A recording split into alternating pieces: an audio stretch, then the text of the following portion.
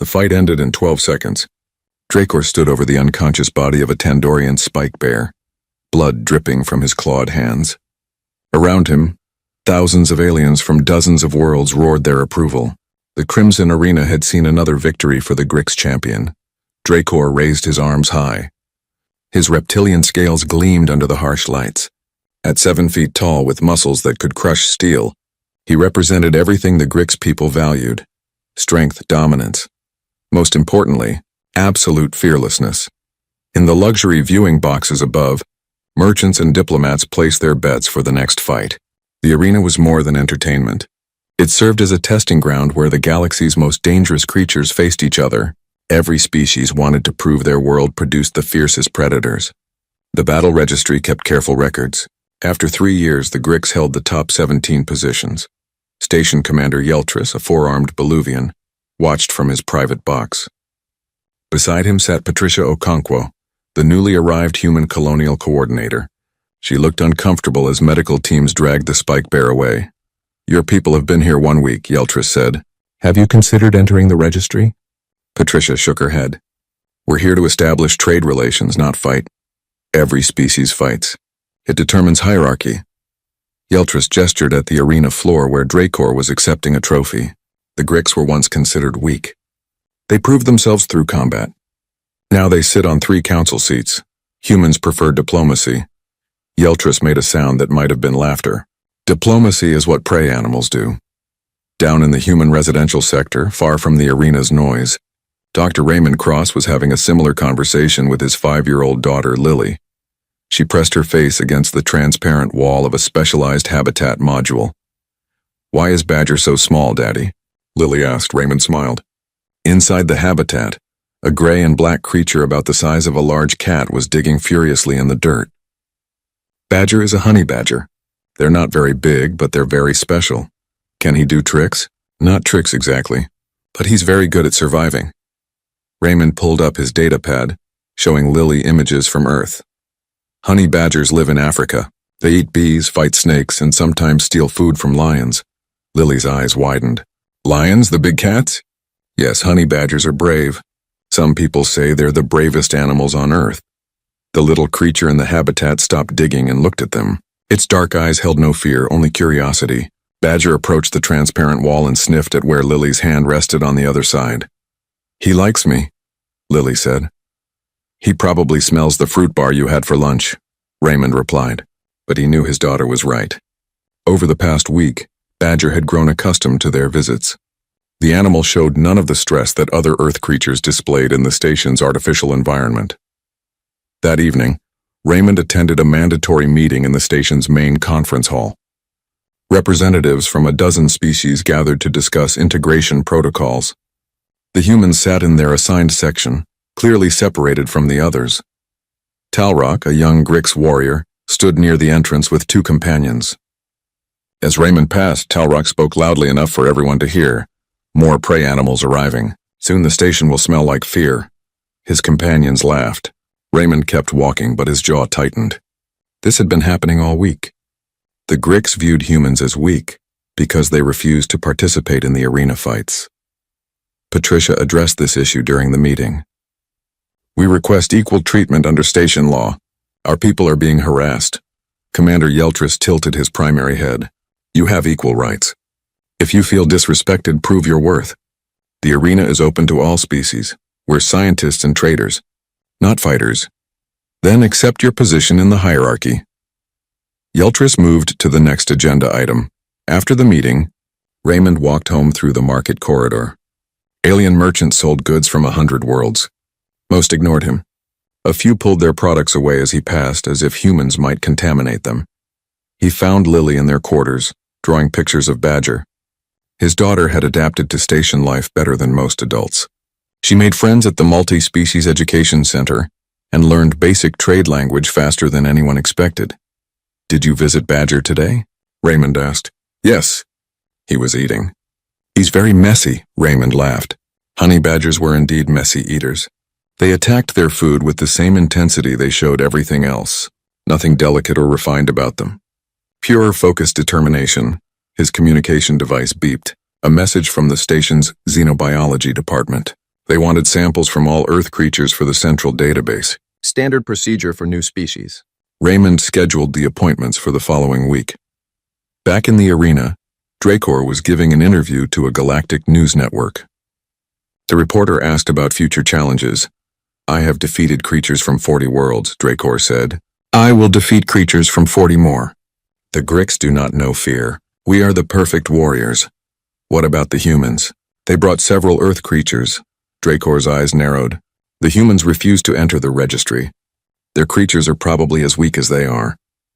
Prey does not challenge predators." The interview broadcast across the station. In the human sector, several families watched with growing frustration. They had come here hoping for peaceful cooperation. Instead, they faced constant disrespect. Patricia called an emergency meeting with human department heads. "We need to address this situation. It's affecting morale." "Perhaps we should demonstrate Earth fauna capabilities," suggested a biologist. "Show them we're not weak." "We're not here to fight," Patricia insisted. "Then we're here to be victims," the biologist replied. The meeting ended without resolution. Everyone returned to their quarters feeling defeated. This wasn't how first contact was supposed to work. Every Earth story about meeting aliens involved mutual respect and wonder. Instead, they found themselves at the bottom of a hierarchy based purely on physical intimidation. In his habitat, Badger finished his meal and began grooming himself. The small creature had no concept of hierarchies or respect. He simply existed moment to moment, fearing nothing and tolerating no threats. On Earth, this attitude had served his species well for millions of years. Soon it would change everything on Highwatch 7. 2 weeks had passed since the humans arrived at Highwatch 7. Lily walked through the education center with her datapad tucked under her arm. She had just finished a lesson on galactic history. Most of the other students were nice, but some kept their distance. Their parents had warned them about the weak newcomers. Telrock waited near the exit with his 2 friends. The 3 young Grix warriors blocked the doorway. They were not yet fully grown, but each stood over 6 feet tall. Their scales still showed the bright green of youth. "Prey spawn," Telrock said as Lily approached. "Where are you going?" "Home," Lily replied quietly. She tried to walk around them. Telrock moved to block her path. "You should learn your place here. Your kind doesn't belong in our spaces. The teacher said all students can use these halls. The teacher is wrong." Telrock leaned down, showing his teeth. "Prey animals should know when predators are near." One of his friends laughed. "Maybe we should teach her what fear feels like." Lily's hands shook, but she kept her voice steady. "You're not allowed to hurt me. Station law says so." "We won't hurt you," Telrock said. "Just scare you. There's no law against that." In the maintenance level below the education center, Badger was exploring his new freedom. 3 days ago, he had discovered that the magnetic locks on his habitat opened when the cleaning system activated. Raymond had not noticed yet. The honey badger had been slipping out each afternoon, investigating the station's endless corridors. Today, Badger found something interesting. A ventilation shaft carried the scent of the small human who visited him every day. The same small human who brought treats and made soft sounds. Badger had no concept of friendship, but he recognized familiar things. Familiar things were territory. Territory must be defended. He squeezed into the ventilation shaft and followed the scent. Back in the education center corridor, more students had gathered. Word spread quickly when the Grix warriors started trouble. A crowd formed a circle around Lily and her 3 tormentors. No one intervened. Station hierarchy was clear. The strong did as they pleased. Telrock extended one clawed hand toward Lily's face. He moved slowly, deliberately, wanting her to see the sharp points that could tear through flesh. "Do you feel it now, little prey?" "The fear?" Lily pressed her back against the wall. Her heart pounded so hard she could hear it in her ears. She wanted to run, but her legs would not move. Tears formed in her eyes. "There it is," Telrock said with satisfaction. "Now you understand where you belong." A metallic scraping sound came from above. Everyone looked up at the ventilation grate in the ceiling.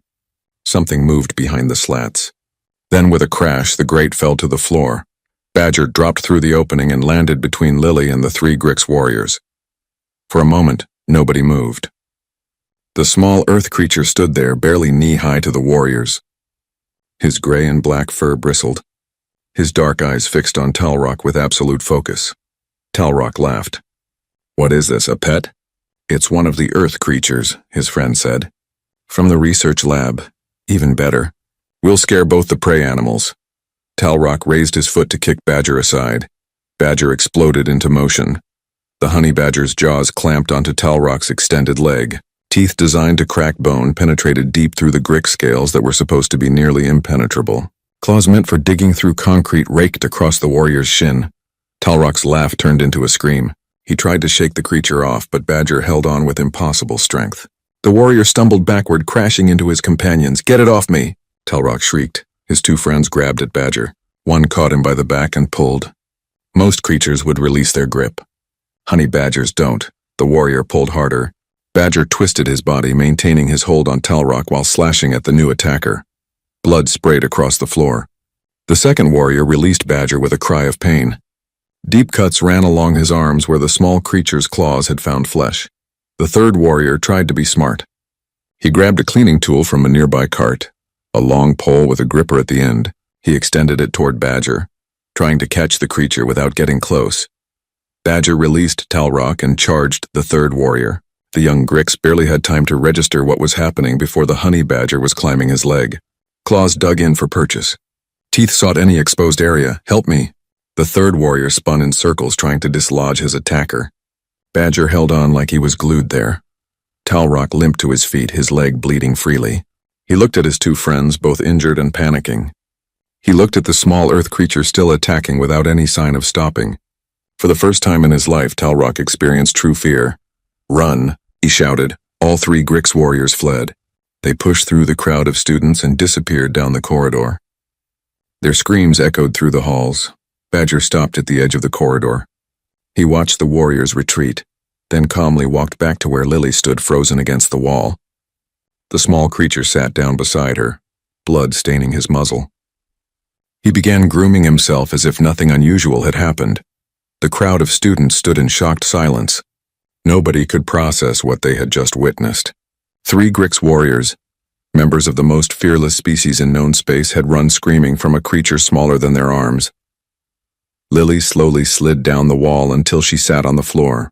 She reached out with a trembling hand and touched the top of Badger's head. The honey badger allowed this, pausing his grooming briefly. A teacher finally arrived, alerted by the screaming. She froze in the doorway, taking in the scene. Blood on the floor. A small earth creature covered in it, and Lily, safe and unharmed. Someone contact security, the teacher whispered. And get the human doctor now. Within minutes, Raymond arrived running. He saw the blood in his daughter and nearly collapsed with relief that she was unhurt. Then he saw Badger and understood what had happened. I'm sorry, Raymond said to the teacher and the gathered students. He must have escaped from his habitat. He's protective of Lily. They've bonded. That creature attacked 3 Grix warriors, the teacher said, her voice shaking. What kind of animal is it? Raymond looked at Badger, who was now completely calm. Just a honey badger. They're from Earth. Earth, the teacher repeated. She looked at Lily with new eyes. What kind of world produces creatures like that? Raymond had no answer. He carefully secured Badger, lifting the animal gently. The honey badger allowed this without resistance. All threat had passed. There was no more reason for aggression. As they walked away, Raymond heard the students whispering. The word Earth repeated over and over, now spoken with something that sounded like fear. News of the incident spread across Highwatch 7 within the hour. By evening, the entire station knew. 3 Grix warriors defeated and humiliated by a creature small enough to fit in a carrying case, and humanity's position in the hierarchy had just changed. The medical center on Highwatch 7 had treated injuries from dozens of species. Doctors there had seen wounds from plasma burns, acid spray, and crushing force, but they had never treated Grix warriors who were afraid to return to consciousness. Talrock lay on a medical bed with his leg bandaged. His 2 companions occupied nearby beds. All 3 refused sedation. They wanted to stay alert in case the small earth creature returned. Dr. Helleth, the head physician, reviewed their wounds with growing confusion. These injuries are from teeth and claws, basic biological weapons. Your scales should have provided adequate protection. The creature was too fast, one of the warriors said. It didn't care that we were bigger. It didn't care that we hit it, another added. Nothing stops it. Dr. Helleth checked her medical scanner. The creature is called a honey badger. It weighs approximately 9 kilograms. You three together weigh over 400 kilograms. The size difference alone should have made this impossible. You weren't there, Talrock said quietly. You didn't see its eyes. There was no hesitation, no doubt. It just attacked. In another part of the station, security footage of the incident played on every viewing screen. Aliens from 100 worlds watched the recording. Some laughed at first, thinking it must be edited. Then they watched it again. And again. The disbelief turned to something else. Commander Yeltris called an emergency meeting. Patricia sat across from him with Raymond at her side. Badger remained in a secure carrier between them. Your creature attacked 3 residents, Yeltris said. Station law requires punishment for such actions. Badger was protecting my daughter, Raymond replied. Those warriors were threatening her. Station law also protects the right to self-defense. The creature is not a resident. It has no rights. Then neither does any other animal brought here for research, Patricia said, including the spike bears in your arena. Yeltris's forearms crossed in frustration. This is different. How? Because nobody fears spike bears after they've been defeated. Your creature defeated Grix warriors and they're terrified of it. Yeltris leaned forward. Do you understand what you've brought to this station? Raymond and Patricia exchanged glances. No, Raymond admitted. Please explain. The Grix built their entire culture on fearlessness. For 3 generations, they've proven themselves in combat. They hold positions of power throughout this sector. And now everyone has seen 3 of their warriors run screaming from an animal the size of a small child. Yeltris gestured at the viewing screen where the footage played again. This changes everything. Within his carrier, Badger dozed peacefully. The excitement had passed. Now there was only rest until the next meal or the next threat. In the human residential sector, Lily sat with her mother. The child had been quiet since the incident. She kept replaying the moment in her mind. The fear she felt, the sudden appearance of Badger, the blood and screaming. Are they going to hurt Badger? Lily asked. Her mother, Anne Cross, pulled her close. Your father won't let that happen. Neither will Patricia. Badger saved me. I know, sweetie. Everyone knows. Outside their quarters, humans walked with their heads higher than before. Other residents moved aside in the corridors. The whispers had changed. Instead of mockery, there was uncertainty. If humans brought creatures like that honey badger, what else did Earth produce? Dracor heard about the incident while training in the arena. At first, he dismissed it. 3 young warriors caught off guard by a small animal. Embarrassing, but not significant. Then he watched the footage. He watched it 7 times. On the 8th viewing, he understood what bothered him. The creature didn't fight like anything he had seen before. Most animals showed some survival instinct. They attacked, but they also retreated when injured. They protected themselves. The honey badger never retreated. Even when struck, it continued attacking. There was no moment of reassessment. No pause to evaluate the threat. Just continuous, relentless aggression until the opponents fled. This is not normal behavior, Dracor said to his training partner. Something is wrong with this creature. Wrong how? It fights like it cannot die. Like pain means nothing. Like fear doesn't exist. Dracor watched the footage again. We Grix trained for years to suppress our fear response. This creature never had one to suppress. That evening, Dracor went to the human sector. Guards initially tried to stop him, but he showed his diplomatic credentials. As arena champion, he had the right to meet any creature entered in the battle registry. And whether the humans wanted it or not, their honey badger was now registered. Raymond answered the door to his quarters. His posture stiffened when he saw the massive Grix warrior. Dr. Cross, Dracor said formally, I request permission to meet your creature. He's not available for fighting, Raymond said quickly. I don't want to fight it. I want to understand it. Dracor gestured to a carrying case. I brought this as a gift. High-protein nutrition bars from my world, suitable for carnivores. Raymond considered this. Why do you want to understand Badger? Because he defeated my people without knowing what he did. Because he displayed something I've spent my entire life trying to achieve. Dracor looked directly at Raymond. Because I need to know if true fearlessness even exists or if we've been chasing an illusion. Raymond led Dracor to the habitat module. Badger was inside, digging in his artificial burrow. When they approached, the honey badger emerged and fixed his dark eyes on the Grix warrior. Dracor moved slowly, respectfully. He activated a scanner and studied the readings. His heart rate didn't increase when he saw me. His body shows no stress markers. How is this possible? Evolution, Raymond explained. Honey badgers come from a continent with lions, leopards, hyenas, and dozens of venomous snakes. They survived by being too tough and too aggressive to bother with. After millions of years, fear became unnecessary.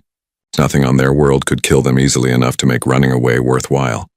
Millions of years, Draco repeated. You're saying his entire species evolved to be this way? Yes, and he's not even the most dangerous creature on Earth. Raymond pulled up images on his datapad. This is a polar bear. This is a saltwater crocodile. This is a Cape buffalo. They all evolved on the same world. Draco stared at the images. Each creature looked more terrifying than the last. What kind of world requires animals to become this dangerous just to survive? The kind humans evolved on too. The implications hung in the air between them. Draco looked at Raymond with new understanding. You feel fear, don't you? Your kind has the fear response. Yes. But you came to space anyway. You brought your child to a station full of unknown species. Draco's voice held something like wonder. You feel fear and act despite it. That's harder than not feeling fear at all. Raymond had never thought about it that way. I suppose it is. Your people were right not to enter the arena, Draco said. You don't need to prove anything. You came from the same world as this creature. That proves enough. Word of Draco's visit spread quickly. If the Grix champion himself showed respect to the humans, others would follow. The hierarchy was shifting, not through combat, but through revelation. That night, Patricia received a message from the Galactic Council's Xenobiology Institute. They wanted immediate information about Earth and all its species. The message carried an urgent flag. Someone at the council had watched the footage. Someone had started asking questions, and those questions would soon lead to answers that would change how the galaxy viewed humanity forever. In his habitat, Badger finished burying a food cache and curled up to sleep. He had no idea that his simple act of defending familiar territory had started something much larger than himself. He was just a honey badger being a honey badger. Sometimes that's all it takes to change the galaxy. Dr. Helleth arrived at Highwatch 7 3 days after receiving the urgent request from the Xenobiology Institute. She was a Vorlon, with 6 sensory stalks that could detect biological markers invisible to most species. Her specialty was predator psychology. In 40 years of study, she thought she had seen everything. The footage of Badger changed her mind. She watched it 50 times during her journey to the station. Each viewing revealed something new. The way the creature committed fully to each attack. The complete absence of defensive posturing. The absolute focus on eliminating threats rather than surviving them. Raymond met her at the docking bay with Patricia. They had prepared a full presentation on Earth's biosphere. Dr. Helleth barely glanced at it. I need to see the creature first, she said. Everything else can wait. They led her to the habitat module. Badger was eating his morning meal, tearing apart a synthetic meat substitute with his usual enthusiasm. Dr. Helleth activated every scanner she carried. The readings made her sensory stalks quiver with confusion. This cannot be accurate, she muttered. Run the scans again. Raymond did so. The results remained the same. His adrenal system is active but not elevated. His neural patterns show alertness without anxiety. His muscular tension suggests readiness but not stress. Dr. Helleth moved closer to the transparent wall. It's as if his body exists in a permanent state of mild preparation for violence without any of the negative effects such a state should cause. That's normal for honey badgers, Raymond explained. They're always ready to fight. It doesn't tire them or cause stress. It's just how they are. That should not be biologically possible. The energy cost alone should be prohibitive. The psychological strain should cause system failures. Dr. Helleth's voice held a note of wonder. What evolutionary pressure could create such an adaptation? Patricia pulled up environmental data on Earth. Perhaps this will help explain. For the next hour, Dr. Helleth reviewed the information in silence. Her sensory stalks changed colors several times, indicating shifting emotional states. Raymond couldn't read Vorlon biology well, but he recognized shock when he saw it. Your gravity, Dr. Helleth finally said. It's classified as high level. Most of us would need enhancement suits to function there. It's normal for us, Patricia replied. Your oxygen concentration would be toxic to 40% of known species. We need it to maintain our metabolism. Your Temperature variations would require most species to remain in controlled environments. We have clothing and shelter. Dr. Helleth turned away from the data and looked at Patricia and Raymond with what might have been fear. You're from a death world, the term hung in the air. Raymond had heard it before in xenobiology courses. Death worlds were planets so hostile that they should not produce complex life. Most were quarantined. Only 14 were known to exist in explored space. Earth can't be a death world, Patricia said. Billions of humans live there. We have cities, farms, art, music. Which makes it worse, Dr. Helleth replied. Death worlds that produce sapient life are the most dangerous category. The species that evolve there adapt to survive impossible conditions. They become, she gestured at Badger. They become this. Badger is an animal, not a sapient being, Raymond pointed out. But you are, and you evolved alongside creatures like him. In the same environment, under the same pressures. Dr. Helleth pulled up a comparison chart. Let me show you something. This is the average endurance capacity across known species. Most can maintain physical activity for 20 to 30 minutes before requiring rest. How long can humans maintain activity? Hours, Raymond admitted. We used to hunt by chasing animals until they collapsed from exhaustion. Your bones are dense enough to be used as weapons if broken. Your skin repairs itself from injuries that would be permanent for most species. Your immune system treats threats that would kill others as minor inconveniences. Dr. Helleth's stalks pointed accusingly at them. You're deathworlders who happen to develop intelligence. Patricia sat down slowly. Is that why everyone treated us like prey animals? Because we seem weak compared to warrior species? No. They treated you that way because you hide your nature.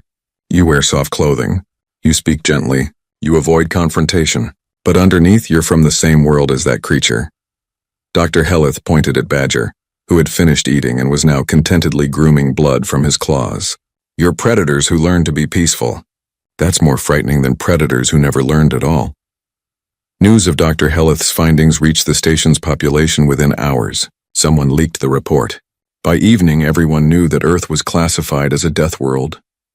The reactions varied wildly. Some species, like the Tandorians and the Morgath, sought immediate diplomatic contact with humans. They came from harsh worlds themselves and recognized kindred survivors. Others, like the Beluvians and the Felinari, began avoiding human sectors entirely. The Grix response surprised everyone. Dracor called a formal assembly of Grix warriors stationed on High Watch 7. 50 warriors gathered in the arena's training hall.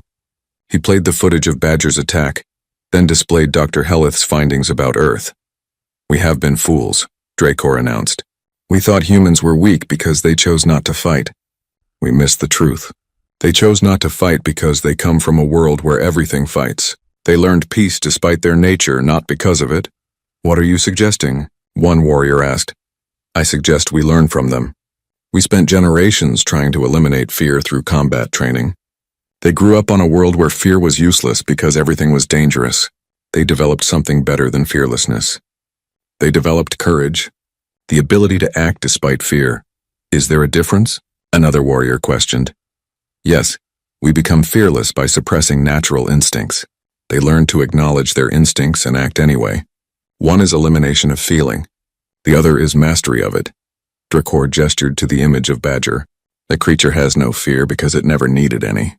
But humans have fear and came to space regardless. They feel fear and protect their children anyway. They understand danger and choose peace when they could choose violence. That's not weakness. That's strength we never imagined. The assembly ended with a vote. The Grix formally requested cultural exchange with humanity. They wanted to learn what it meant to be strong without being violent. To be capable of terrible things while choosing better ones.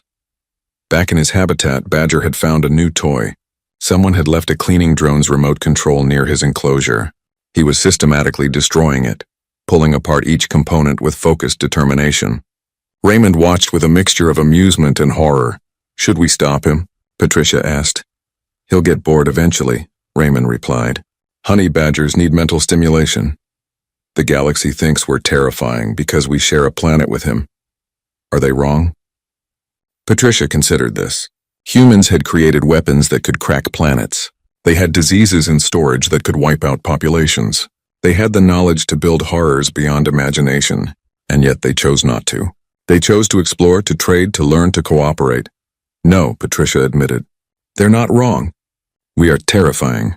We just choose not to be. Like Badger chooses not to attack unless someone threatens his people. Exactly. That night, the Galactic Council convened an emergency session. Earth's status was officially updated to Class 7 Death World. Humanity was granted full diplomatic status with all rights and protections. The Council recognized that any species capable of surviving on such a world deserved respect and caution in equal measure. Recommendations were issued to all member species. Treat humans as you would treat any intelligent predator, with respect, with clear communication, and without threatening their young. On Highwatch 7, the change was immediate. Merchants who had ignored humans now sought their business. Diplomats who had dismissed them now requested meetings. The Education Center assigned additional security to ensure no one bothered human children. Lily returned to her classes without incident. Other students kept a respectful distance, but they were no longer cruel. Some even tried to make friends, curious about the Death World child who had been defended by such a fierce creature. And in his habitat, Badger finished destroying the remote control and curled up for a nap. He had no idea he had become the most famous animal in the galaxy. He was just tired from a good play session. Tomorrow he would dig some more burrows. Maybe Lily would visit with treats. Life was simple when you were a honey badger. Eat, sleep, defend territory. Repeat. Sometimes the simplest life has the biggest impact. 3 months passed since Earth received its Death World classification. Highwatch 7 had transformed from a place of isolation for humans into something entirely different. Ships arrived daily carrying diplomats and scientists eager to study the newcomers from the dangerous planet. Raymond's research facility expanded into 3 connected modules. His team grew from 5 humans to 20, along with 12 alien researchers who specifically requested transfers to study Earth life. The facility housed not just Badger anymore, but carefully monitored samples of other Earth species. Plants, insects, even bacteria cultures. Everything fascinated the xenobiologists. Dr. Helleth had stayed on the station, effectively abandoning her previous position to focus solely on Earth biology. She spent hours each day observing Badger, filling notebooks with observations that contradicted decades of accepted biological theory. He should be dead, she muttered one afternoon while watching Badger dig. The caloric intake required for his activity level should be triple what he actually eats. His muscle efficiency violates thermodynamic principles I considered absolute. Maybe your principles need updating, Raymond suggested gently. That's what terrifies me. If Earth life operates on different biological rules, then everything we know about xenobiology might be incomplete. Dr. Helleth's stalks drooped and what Raymond had learned was exhaustion. Do you know how many research papers I'll need to revise? Lily, now 6 years old, had become a minor celebrity on the station. She gave twice-weekly presentations about Earth animals to packed audiences. Children from a dozen species attended, along with their nervous parents who wanted to understand the Death World better. Today's presentation focused on African wildlife. Lily stood before a gathered crowd with images projected behind her. This is an elephant, she explained, pointing to the massive creature on screen. They're very smart and have good memories. They can weigh 6,000 kilograms. A Felinari child raised their paw. Are they predators? No, they eat plants. But they can be dangerous if you make them angry. They protect their families. Like Badger protected you? Yes, like that. The parents in the audience shifted uncomfortably. The idea that even plant-eating Earth creatures could be dangerous had become a common theme in these presentations. Lily moved to the next image. This is a hippopotamus. They look friendly, but they're actually one of the most dangerous animals in Africa. They kill more humans than lions do, gasps from the audience. A Bolivian diplomat in the back row stood up and left. Raymond watching from the side sighed. That happened at least once per presentation. Some aliens simply couldn't handle the reality of Earth's ecosystem. After the presentation, Dracor approached Lily with a question. Over the past 3 months, the Grix champion had become a regular presence in the human sector. He had started learning human languages and customs, fascinated by the concept of courage versus fearlessness. Lily, Dracor said, kneeling to bring his massive frame closer to her level. May I ask about the day Badger defended you? Okay, were you afraid? Yes, very afraid. But you didn't run. I couldn't, my legs wouldn't move. I was too scared, Dracor considered this. Your fear paralyzed you, yet you survived because Badger felt no fear. But later you continued coming to school. You knew danger existed, yet you returned. Why? Lily thought about this carefully. Because being scared doesn't mean you stop doing things. Daddy says courage is being scared but doing it anyway. Your father is wise. Dracor stood. I'm learning that my people have been pursuing the wrong goal. We wanted to eliminate fear. We should have been learning to act despite it. In the Grix warrior quarters, this philosophy was spreading. Young warriors who once spent all their time in combat training now attended human cultural classes. They learned about human history, about soldiers who felt fear but fought anyway, about explorers who knew the dangers but explored regardless, about parents who faced terrible odds to protect their children. The Grix were discovering that humanity's greatest strength wasn't physical. It was psychological, the ability to acknowledge fear, evaluate risk, and choose to act anyway. It was a kind of bravery they had never imagined existed. Commander Yeltris called Patricia to his office one afternoon. The meeting room overlooked the arena, which had undergone its own transformation. Instead of death matches, it now hosted cultural demonstrations and educational exhibitions. The council has made a decision regarding humans, Yeltris said. They want to establish an embassy here with you as the ambassador. Patricia had expected something like this. What about my role as colonial coordinator? The colonies can send someone else. The council believes humanity needs stronger representation, especially now that 17 other Death World species have requested contact with Earth. 17? They've been isolated for generations, considered too dangerous for normal diplomatic relations. But your species has shown that Deathworlders can be peaceful. It's giving them hope that they might join the galactic community. Patricia absorbed this information. Humanity had stumbled into a role they never sought. Bridge builders between the harsh world species and the rest of civilization. All because a small honey badger had defended a child. I accept the position, Patricia said, but I have conditions. Name them. First, Earth creatures must be protected under law. No more demands that they fight in arenas or prove themselves. Second, humans get equal representation in council decisions affecting Death World policy. Third, any species that threatens human children faces immediate sanctions. Yeltris's forearms crossed, but he nodded. The council anticipated these requests. They agreed to all terms. The incident with Badger taught everyone an important lesson. Deathworlders are peaceful by choice, not necessity.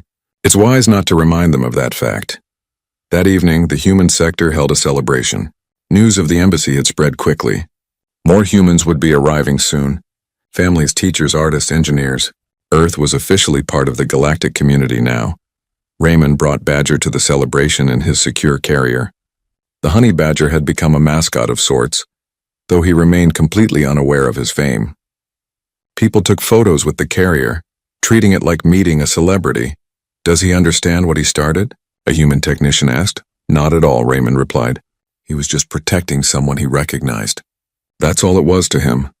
Isn't that the point, though? He didn't think about consequences or politics. He just did what was right. Raymond looked at Badger, who was examining a treat with intense focus. Maybe that's what we should all do. Stop overthinking and just do what's right. Dracor joined them, carrying a container of the Grix protein bars that Badger had grown fond of. May I feed him? Go ahead.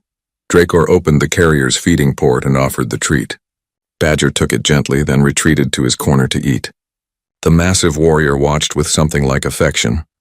My people are writing new training protocols, Dracor said, based on human concepts of courage and duty. We're teaching young warriors that strength includes knowing when not to fight. That's a big change from 3 months ago, Patricia observed. 3 months ago we thought we knew what strength meant. Then we watched a creature 1/10 our size defeat 3 warriors because it cared about protecting someone small and weak. Dracor smiled, an expression that looked strange on his reptilian features. We were wrong about strength. We were wrong about courage. We were wrong about humans. We're trying not to be wrong anymore. Lily approached with a drawing she had made. It showed a small honey badger standing in front of a human child, facing down 3 large monsters. She had labeled it Badger the Brave. Can we hang this in his habitat? She asked her father. I think Badger would like that, Raymond replied. In truth, Badger wouldn't notice or care. But the galaxy would. That image would be reproduced millions of times across hundreds of worlds. It would become a symbol of something important. That size doesn't determine courage. That protecting the innocent matters more than personal glory. That sometimes the smallest among us teach the greatest lessons. The celebration continued late into the night. Humans and aliens mixed freely now, sharing food and stories. The barriers that had existed 3 months ago had crumbled. Not through violence or domination, but through understanding. And in his carrier, Badger finished his treat and curled up to sleep. Tomorrow would bring more digging, more eating, and maybe more visits from the small human, who always smelled like fruit bars. Life was good when you were a honey badger, simple, direct, and occasionally requiring aggressive defense of territory. He had no idea he had changed the galaxy, and he wouldn't have cared if he knew. Some heroes don't need recognition. They just need dinner and a good place to dig. 6 months after the incident, High Watch 7 had become the center of what historians would later call the Death World Alliance. Representatives from 19 harsh world species now maintained permanent residences on the station. Patricia's embassy coordinated their integration into galactic society. The Crimson Arena still stood, but its purpose had completely changed. Today marked the opening of the new exhibition hall, a place where species could showcase their worlds without violence. The arena floor had been converted into a series of habitat zones, each carefully controlled to represent different planetary environments. Lily stood beside Badger's new expanded habitat as hundreds of aliens filed in for the opening ceremony. The honey badger had been moved to this larger space a month ago. It featured proper soil from Earth, real plants, and even a small water feature. Badger seemed content with the upgrade, spending most of his time digging elaborate tunnel systems. "Are you nervous?" Anne Cross asked her daughter. "A little," Lily admitted. "There's a lot of people. You've done this before. Just tell them about Badger like you always do." But this was different. Today's audience included council members, ambassadors from 50 worlds, and the leadership of every major species in the sector. They were all here to see the creature that had started everything. Patricia stepped onto the central platform and addressed the crowd. Her voice carried through the hall's amplification system. 6 months ago, 3 young warriors made a terrible mistake. They threatened a child. What happened next changed all of us. Patricia gestured to the habitat where Badger was currently napping in a patch of sunlight. That small creature responded with a kind of fearlessness we had never encountered. Not trained fearlessness. Not learned courage. Just pure instinctive defense of someone he cared about. The crowd listened in silence. Many had seen the footage dozens of times, but hearing it summarized still carried impact. We learned that Earth is a death world, that humans evolved alongside creatures like Badger, that we carry the marks of our harsh origin in our biology and psychology. Patricia paused. But we also learned something more important. That survivors from dangerous worlds aren't dangerous themselves. They're survivors. They understand threat better than anyone, and that makes them the best teachers of peace. Patricia introduced Lily, who walked to the platform with careful steps. She had grown more confident over the past months, but speaking to this many important people still frightened her. "Badger is a honey badger," Lily began. "They live in Africa on Earth. They're small but very tough. They fight snakes and eat bees and don't get scared of lions." She pointed to where Badger was stirring from his nap. "When those warriors scared me, Badger protected me. Not because I trained him. Not because I asked. Just because that's what honey badgers do. They defend their territory and their people." A Grix in the audience stood up. It was Talrock, the warrior who had threatened Lily. His legs still bore scars from Badger's teeth. "May I speak?" Talrock asked. Patricia nodded. "I was one of the warriors who threatened this child," Talrock said. "I thought humans were weak. I thought making her afraid would prove Grix superiority." He looked at Lily. "I was wrong. I learned that day what real strength looks like. Not the strength to hurt the weak. The strength to protect them." Talrock approached Badger's habitat slowly. The honey badger watched him through the transparent wall with those same dark, fearless eyes. "This creature defeated me because I gave him reason to. I threatened something he cared about. The lesson wasn't about his strength or my weakness. It was about purpose. He had a purpose worth fighting for. I only had pride." The Grix warrior bowed to Lily. "I apologize for frightening you. I apologize for forcing your protector to violence. I have learned better now." Lily accepted the apology with a nod. She had feared Talrock for months, but seeing him now, humbled and changed, she realized he wasn't a monster, just someone who had made a mistake and learned from it. Dracor stood next. The Grix people have begun a transformation. We're rebuilding our warrior culture around human concepts. Courage instead of fearlessness. Protection instead of domination. Service instead of conquest. He looked around at the gathered species. Other warrior cultures should consider doing the same. True strength comes from knowing when not to use force. Dr. Helleth approached the platform next. I've spent 6 months studying Earth biology. Every day reveals something new that contradicts what we thought we knew. But the most important lesson isn't biological. It's philosophical. She gestured to Badger. This creature has no philosophy, no culture, no complex thoughts. He simply is, and yet he demonstrated values that many sapient species struggle with. Loyalty, courage, selfless protection. Perhaps intelligence isn't required for virtue. Perhaps the virtues we prize most are older than thought itself. The ceremony continued with speeches from other delegates. Representatives from the newly contacted Death World species spoke about their hope for integration. Scholars discussed research opportunities. Merchants talked about trade possibilities, but the real star of the show remained asleep in his habitat. Badger had woken briefly when Talrock approached, assessed that no threat existed, and gone back to napping. He was blissfully unaware that he had become the most famous animal in known space. After the ceremony, Raymond found Patricia in the quiet space behind the habitats. She looked exhausted but satisfied. "We did it," Patricia said. "The alliance is real. 19 Deathworld species working together. All because of one honey badger," Raymond replied. "No, because of what that honey badger represented. The idea that being from a dangerous world doesn't make you dangerous. That survivors can be peaceful. That strength and gentleness aren't opposites." Raymond watched through the habitat wall as Lily sat nearby, reading a book while Badger dug. The honey badger would occasionally pause to look at her, then return to his tunneling. It was a peaceful scene that would have seemed impossible 6 months ago. "What's next?" Raymond asked. "The council approved the Death World exchange program. Scientists and diplomats from harsh worlds will train here, then spread across the galaxy. We're going to change how civilization views environment-based prejudice. That's ambitious. So was coming to space in the first place. So was surviving on Earth for 1,000,000 years. Humanity doesn't do small ambitions." That evening, the human sector hosted a private dinner. Just the families who had been there from the beginning. The ones who had endured the mockery and disrespect. The ones who had watched everything change because of one small act of protection. Lily sat next to Dracor, who had become something like an adopted uncle to her. The massive warrior was carefully trying to use human utensils, a skill he was determined to master. "Will you visit Earth someday?" Lily asked him. "I hope to," Dracor replied. "Your father promised to show me the African savanna, where creatures like Badger live in the wild. It's very hot there, and there's lots of dangerous animals." "I know.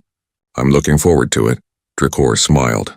"I want to see the world that made humans what they are. A place so dangerous that intelligence evolved as a survival tool. Where cooperation wasn't optional but necessary. Where courage meant the difference between life and death." "It's just home to us," Lily said simply. "That's what makes you extraordinary. You think it's normal." The dinner continued with laughter and shared stories. The barriers between species had fallen so far that it was hard to remember they had ever existed. Children from 3 different worlds played together in the corner. Adults shared food from 5 different planets. The evening felt like what galactic civilization should have always been. Later, Raymond brought Lily to visit Badger one final time before bed. The honey badger emerged from his tunnels and approached the viewing wall. Lily pressed her hand against the transparent surface. Badger touched his nose to the spot where her hand rested. "Thank you for saving me," Lily whispered. Badger, of course, had no idea what she was saying. He simply recognized the small human who visited regularly, the one who smelled familiar, the one who was part of his territory. That was enough. Raymond picked up his daughter and carried her home. Behind them, Badger returned to his digging. Tomorrow would bring the same routine. Eat, dig, sleep, defend if necessary. The life of a honey badger continued unchanged by fame or importance. But across the galaxy, on hundreds of worlds, the image of that small, fearless creature standing between a child and danger had become a symbol. Not of aggression or violence, but of what mattered most, protecting those who cannot protect themselves, standing firm against injustice, refusing to back down when something important is at stake. The Death World Alliance would grow. More species would join. Policies would change. But at the heart of it all would remain the memory of one honey badger who simply did what honey badgers do, and in doing so, changed everything. Some heroes roar their victories. Some accept medals and honors, and some just dig a few more tunnels and take a nap, completely unaware that they've saved more than just one child. They've saved the hope that different worlds, different species, different levels of strength and danger could all find a way to live together peacefully. That was Badger's legacy, and he would never even know.